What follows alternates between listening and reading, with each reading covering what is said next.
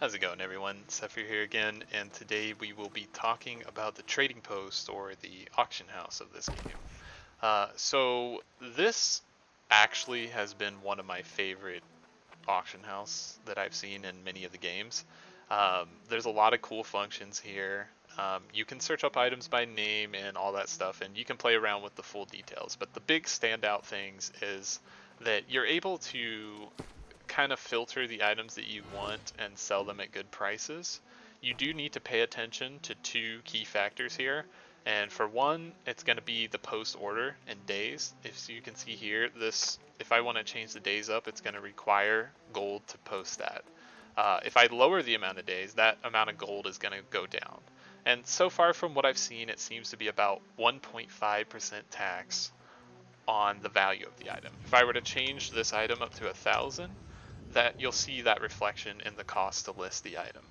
Um, as you can see, it didn't go up to exactly 1.5, so I think it kind of gives some grace the higher the item costs to what it's doing. So just keep that in mind. The other thing you need to do is to look at the tax transaction charge, which is determined by your town. So if I go here on the map and I look at the war details, I can see that the trading tax is set to 10.9%, which is a moderate tax.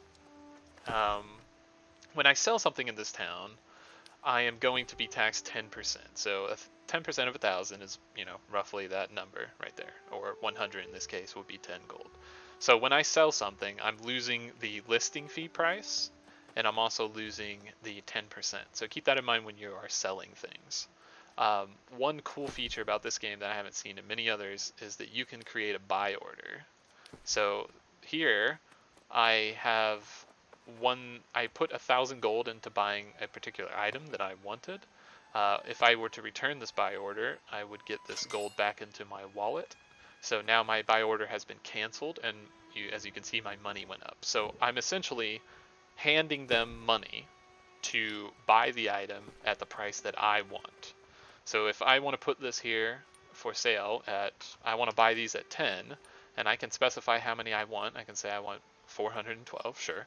And I can list how many days I'm willing to do this. And the only requirement is that I hand them over the total amount of this 412, and then I place that order. And if nobody sells me all 412, then I will get whatever this gold is back. And you can once again see the fee here.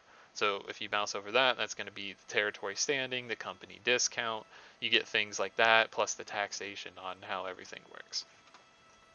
So that is a good thing to keep in mind when you're like selling stuff in the auction house. And now we'll go into like the top level view or the in-game level view. So what sells in the auction house? While you're leveling, when you get ahead, the things that I found that sell the most, especially when you hit Amarine Dungeon before everyone else at 23, gear sells. Selling gear is very good. People are looking for a quick upgrade on their weapon because they feel like they can't handle something, and that's a good place to do it. So you can sell gear for about 100, 200 a pop gold, and maybe even more than that, depending on the piece and how it's statted. I will say that it takes a while to list things in the auction house, so don't spend too much time sitting there navigating through anything and everything. But you can go ahead and sell off the pieces that you feel have a strong chance of selling. In addition to that, items like void metal, which is a rare drop from a treasure chest, have high value and will sell very often. Motes and essences and everything in that category for Arcana will be a hot seller, as they're used for most potions, gems, and generally leveling some of the required in-game professions. I made a video a bit before about the crafting professions and kind of what is like staple at level 60 that you need to have to progress and get BIS stuff, so you can check that one out if you want. Some of the other good sellers will be tools and bags. Players tend to buy these a lot. They don't want to craft their own tools. They don't want to spend the time to craft their own bags, so that kind of goes without saying. Most games generally have that going on for them. If you get a piece of gear, back on that gear topic, with luck on it, that will sell. Gear with perfect stats like dexterity and skinning will also sell. People are going to be wanting to obtain this gear, and that'll scale as players level. So in the beginning, you'll be able to sell tier 2 and 3 and 4 gear, but as this goes on, you may only be able to sell tier 5 gear. The other thing that will be in super high demand, and I cannot stress this enough, is going to be sandpaper, flux, all this stuff, wire weave, any of the weaves that be required for that, that's solvents and the tannins, all these refining agents are used like crazy by crafters. In order to level crafting, you need an absurd amount of these items, and the higher quality the item is, the better the return will be for you in terms of quantity made. And quantity made saves crafters a lot of times. So when you're in the end game, getting things like obsidian, sandpaper, and things like that is just going to multiply the amount of crafts that the crafter makes, and he's going to get bigger value. So he's going to want these items. So these are always being bought and sold. That's a very, very safe bet. You obtain them from treasure chests mostly, like little small supply cache. So that's a good go-to.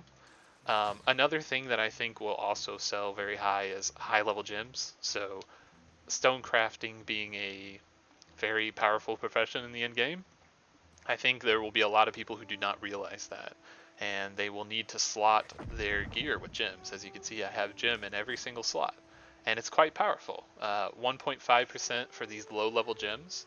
I could slot them with 2.5% physical damage absorption on each piece. So times 5, that's, roughly 12.5%. You're going to get quite big value from that. The bigger one is the gems in the weapons. So this is a tier 5 weapon gem that gives me Opportunist, 20% damage when a target is lower health than 30%.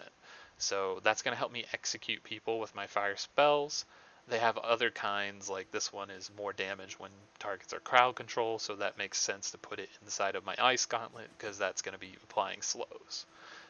So keeping an eye out for these high level gems or just placing them on the market will be very good.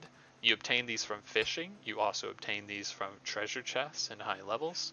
It is affected by luck as well, so that makes that luck gear even better. So these type of things will be the things selling the most because they're going to be consumables. They're going to be constantly being destroyed and used by the economy.